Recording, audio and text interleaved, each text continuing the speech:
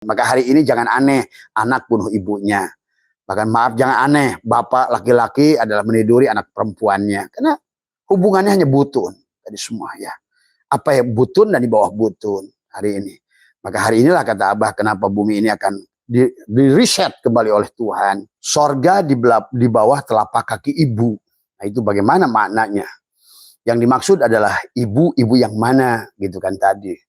Dan yang kedua, apakah sorga itu untuk anaknya apa untuk ibunya? Kan gitu. Kalau sorga di bawah telapak kaki ibu tuh, siapa yang menikmati? Anak ataukah ibu? Kan gitu. Kamu harus ngerti kan gitu. Nah ini. Nah, kemudian juga adalah bagaimana yang kaitan dengan ibu pertiwi. Ya. Nah, itu ya dalam sebuah kitab sahabat ya adalah ada sebuah hadis ada al jannatu ada tahta aqdamil ummahat tadi semua ya. Ada dikatakan adalah al jannatu tahta aqdamil ummahat, surga itu di bawah telapak kaki ibu tadi semua. Mari kita pahami secara luas dan supaya bermanfaat hadis ini.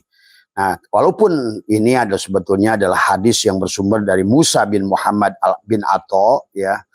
Dan kita dalam kitab-kitab hadis dikenal beliau itu adalah disebutkan sebagai banyak mengeluarkan disebut ada munkir al hadis atau disebut juga adalah yasyrik al hadis ya. Apa itu munkir al hadis?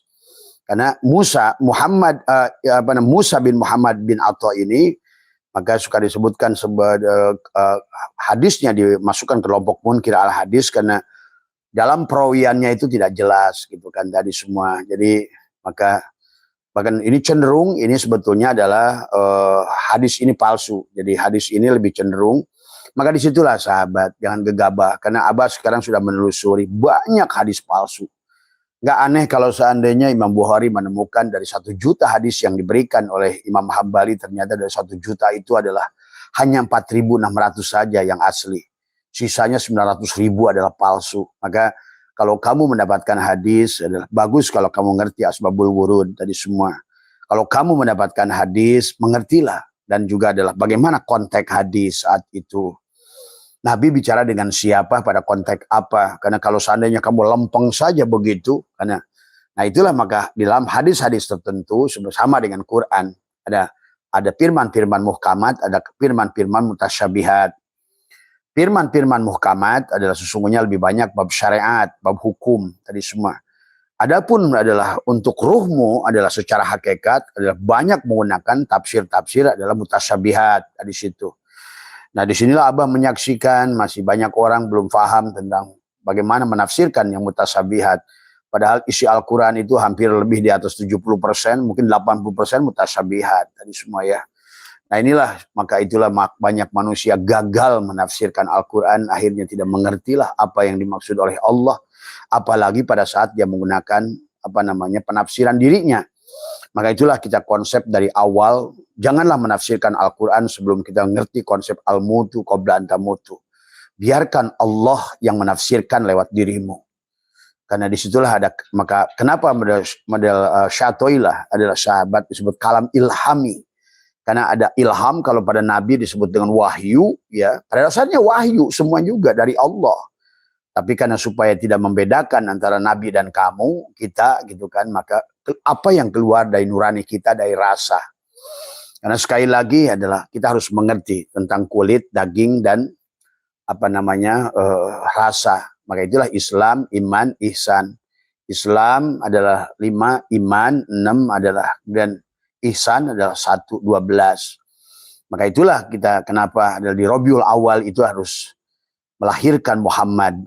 Yang lahir tanggal 12 adalah di mana Muhammad itu adalah 12 huruf. La Muhammadur Rasulullah 12 huruf. La ilaha illallah itu 12 huruf. Surah Dohir dan batinmu adalah 12 huruf. Maka Muhammad 12 huruf dan adalah la ilaha illallah 12 huruf. Muhammadur Rasulullah 12 huruf. Adalah 144 huruf pada jumlah huruf pada suratul Fatihah. Itulah kenapa adalah 4 kali 3 karena ada 4 nun pada Fatihah itu di penghujungnya dan ada 3 mim adalah ada nur nun itu ya. Kamu harus ngerti sampailah kepada alif lam mim karena alif laisa pada mim, Allah laisa pada Muhammad supaya kamu adalah bisa ada membuktikan dengan tubuhmu la raiba fihi hudal lil muttaqin sehingga kamu bisa membaca tubuhmu itu. Tadi semua kalau tidak maka selalu akan menyimpang karena Nabi bersabda man talaba maula bi ghairi nafsihi faqad dhalla dhalalan ba'ida. Siapa yang mencari apapun, sirat, barjah, Allah, malaikat, nabi, rasul, tadi termasuk menafsirkan tadi semua adalah al jannatu tahta aqdamul ummahat, maka akan selalu salah memandang baik pada Quran maupun pada hadis. Walaupun dalam Al-Quran ada asbabun nuzul, tetapi asbabun nuzul itu adalah bukan satu kemutlakan, karena maka tadi terkadang Al-Quran itu sahabat, maka bisa ditafsirkan Quran dengan hadis, tadi semua ya, ataupun Quran bil Quran. Nah, Abah lebih cenderung adalah Allah menafsirkan, biarkan dia, karena dia firman dia, terkadang sahabat memang. Disinilah Abah bisa menyaksikan hari ini, apa itu tafsir mulkiyah, malakutiyah, jabarutiyah, lahutiyah. Maka tadi banyak manusia menafsirkan Quran berdasarkan mulkiyah, maka yang dilihatnya dunia, maka hanya fikih saja yang dia lihat itu ayat-ayat fikih tadi semua. Padahal Quran itu pada saat kau lihat kata Abah dengan ro'a, dengan mata zahir, mata untuk lihat dunia ini, maka yang nampak itu hanya dunia. Maka kamu hanya mengambil itibar dari Al-Quran itu hanya tentang dunia, maka kamu akan ngotot tentang dunia di situ. Contohnya tafsir Jalalain di situ kan tadi, bagaimana perilaku tubuh, perilaku tadi semua. Kemudian kalau kamu Al-Quran kamu lihat lagi adalah dengan hati, ya, dengan nadhara, maka kau akan menemukan ilmu pengetahuan. Sebetulnya di dalam Al-Quran itu innallaha alimun, sami'ul basir tadi. Bahwa disitulah engkau akan menemukan alima ya'lamu ilman wa ma'laman fahuwa alimun wa dzaka ma'lumun. Kamu akan banyak pengetahuan yang kamu raih.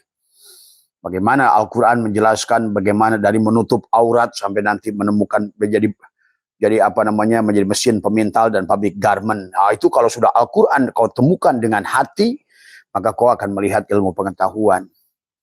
Bagaimana pada saat Allah berbicara tentang air hujan, kemudian kata Allah, aku tumbuhkan dengan air itu, maka jadilah manusia membacanya adalah dengan membuat dam, jadilah pengairan, jadilah perikanan, inilah sesungguhnya adalah Al-Quran pada saat kau pandang dengan nadhara, maka itulah Nabi bersabda, man nadhara kulla syai'in ma lam yarallah fa huwal batil. Batilah pandanganmu pada saat engkau tidak mampu dengan. Nah, inilah yang menjadikan kata Allah, lahum qulubun la yafqahuna biha, akibatnya walahum a'yunun la yubsiruna biha. Padahal mata zahir ini sahabat selalu membelokkan. Hati-hati dengan mata zahir. Apalagi dunia ini adalah sesungguhnya al-aqwanu zahiru hagiratun. Akwan ini dohirnya tipuan.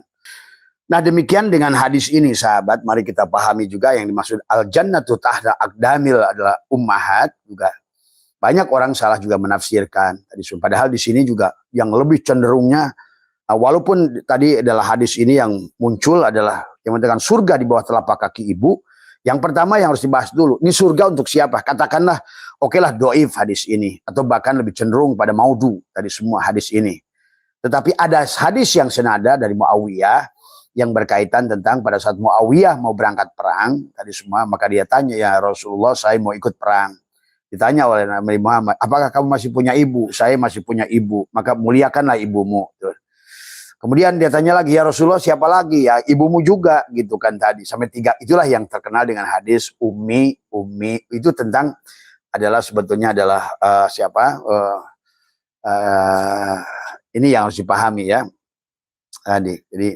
Jadi nah inilah hadis ini yang itulah maka para perawi hadis, para ahli hadis mengatakan Musa bin Muhammad al-Atha ini adalah disebut sebagai munkir al-hadis. Bahkan sebagian menyebutkan adalah disebut juga sebagai adalah yasyrik al-hadis, karena dia itu suka biasa mencampurkan hadis dengan hadis yang lain, mensisipkan satu kata.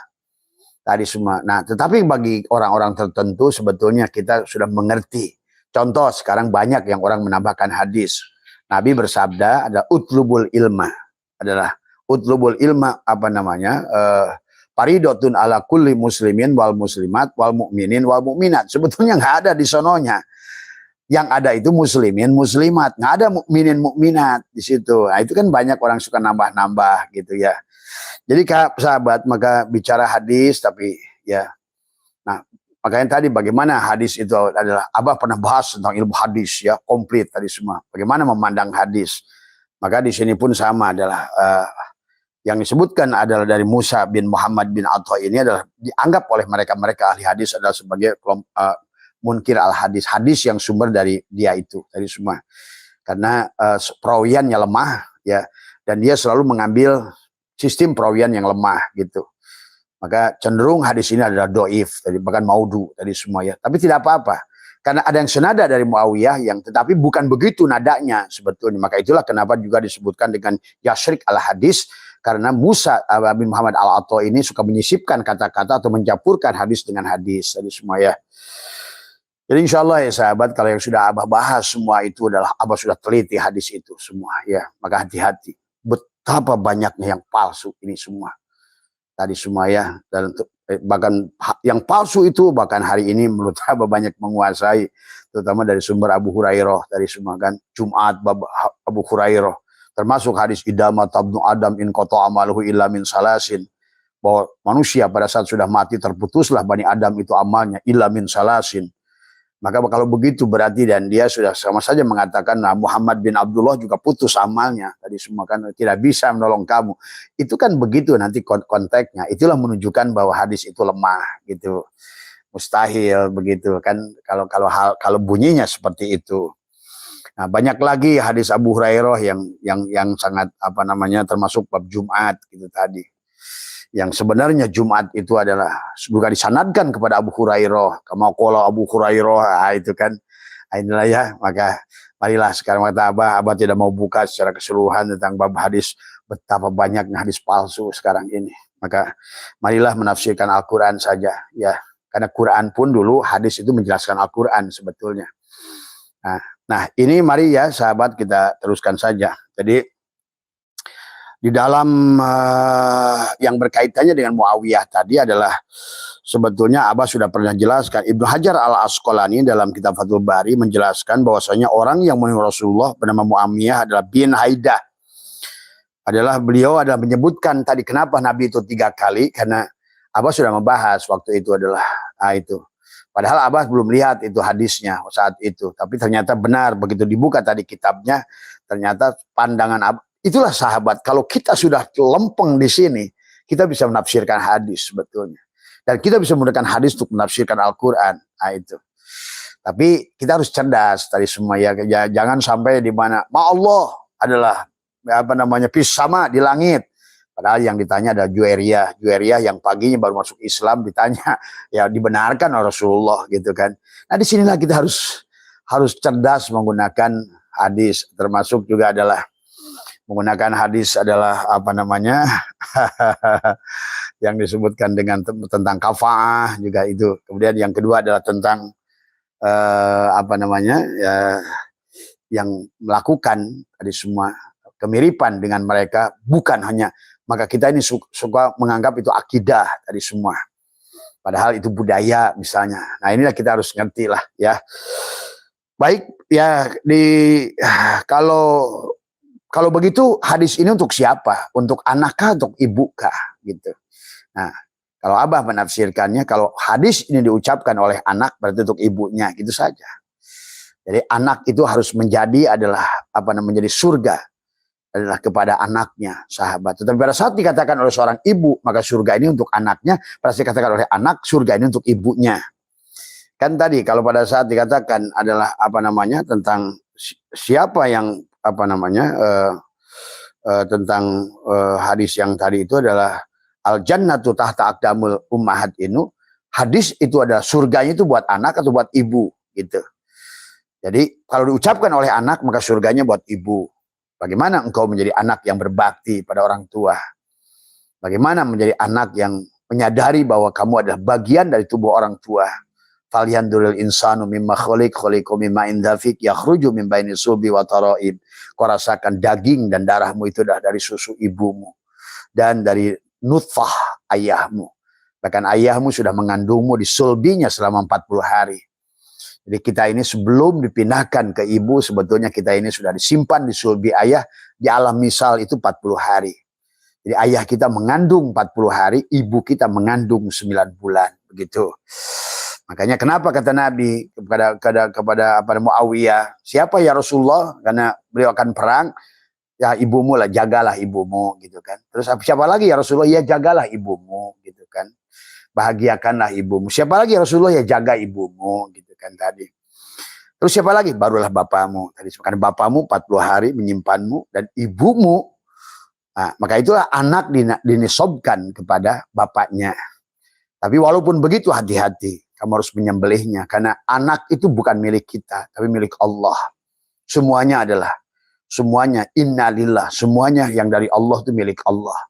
Maka tadi adalah kenapa kata Imam Sajili, anak itu dinisabkan kepada orang tua karena dia menjadi perantara. Itu kan tadi.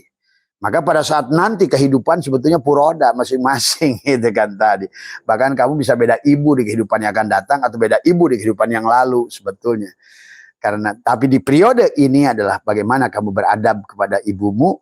Jadikanlah kamu jadikan sorga untuk ibumu, bahagiakan ibumu, begitu. Di pada saat surga ini adalah dikatakan oleh al-jannatu tahta adalah aqdamil ummahat oleh ibu, maka jadilah hai ibu, kamu jadi perantara, telapak kakimu itu menjadi sorga. Maka kata Abah juga, setiap yang lahir kullu mauludin yuladu ala fitrah, semuanya dalam keadaan suci, tapi yang membuatkan anak majusi, Nasrani adalah ibunya. Belajar marah dari ibunya, belajar mencubit dari ibunya, belajar bahkan sekarang Abah sudah dengan terbukanya era kuantum sekarang ini ya, alam kesadaran, justru sebenarnya orang tualah yang membuat anak itu miskin, ya sahabat. Orang tua, karena dengan perkataannya, kita ini orang miskin, kita ini, itulah yang tercatat pada dada anakmu itu. Dan ingat, dan kalau itu diucapkan pada usia 7 tahun ke bawah, sahabat, itu bahayanya luar biasa. Bahayanya luar biasa. Karena pada dasarnya pendidikan itu adalah sekarang sudah dipahami oleh dunia barat, 7 tahun saja. Setelah 7 tahun kamu kirim, dia adalah mondok di pesantren langit sekalipun tidak akan berubah. Karena blueprintnya itu kamu tanamkan pada saat itu. Nah, kecuali dia sudah punya memori sebelumnya, ada karma kepada ruh itu, ya sahabat.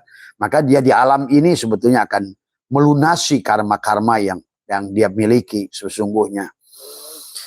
Jadi kita harus paham isi Al-Quran. Kenapa adalah Quran menggunakan yabda'u gitu kan, yabda'u dan lain sebagainya. Maka dalam ilahi marji'ukum jami'an wa'adallahi haqqa summa yu'iduhu itu yabda'ul khalqa ya. Maka disitulah adalah sesungguhnya berarti pada saat awalnya memang Allah memprogram kita, tetapi kemudian kita menjadi program yang acak-acakan karena manusia ini. Nah inilah tadi, karena manusia diilhamkan dua potensi tadi pada jiwanya, pujuroha wa taqwaha. Maka tadi yang memilih buruklah kita, yang memilih baik pun adalah kita. Tapi yang menjadikan penggeraknya adalah Allah muhariknya. La tataharraku zarratun illa biidnillah. Nah, jadi itu ya sahabat. Tapi kalau kamu, nah hari ini barangkali juga akan berlaku karma. Kalau kamu adalah hari ini dibenci oleh anakmu, dijauhi oleh anakmu, percayalah itulah perbuatan dirimu pada orang tuamu. Jadi hubungan kita dengan orang tua itu sebetulnya masalah. Kita ini kan bukan jasad, kita ini ruh sebetulnya. Dan ruh itu tidak punya keturunan sebenarnya. Gitu. Makanya itulah hakikat Muhammad itu adalah ruh. Maka dikatakan, makana Muhammadun aba ahadin min rijalikum walakin Rasulullah khatamun nabiyyin. Muhammad itu bukan bapak dari seseorang. Karena Muhammad itu tidak punya anak. Muhammad itu adalah ruhmu sendiri. Dan dia adalah lam yalid walam yulad, bukan laki-laki, bukan perempuan. Ruh itu bukan laki-laki, bukan perempuan. Tubuhnya, cangkangnya daripada ruh itu adalah Ahmad, dia punya anak, Fatimah namanya, kan gitu. Ini harus dipahami ya dalam perjalanannya, termasuk pada diri kita.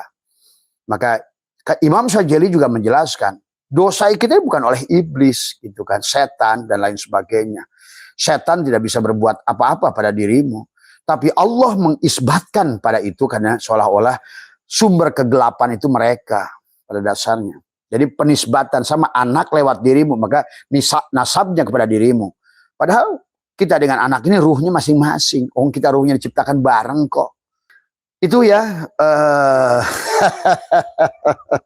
Kadang abang geli gitu kan tadi semua ya. Nah itu ya. Jadi sekarang mari kita lihat ya. Umi yang kedua dan Abah cenderung bahwa surga itu di bawah telapak kaki ibu itu juga ada tanah airmu. Bumi pertiwi, itulah kenapa disebutkan dengan Umi. Umi adalah maksudnya ibu kota, itu kan ibu kota. Kenapa bukan bapak kota, tapi ibu kota. Sama kenapa suratul Fatihah itu disebut Ummul Quran tuh.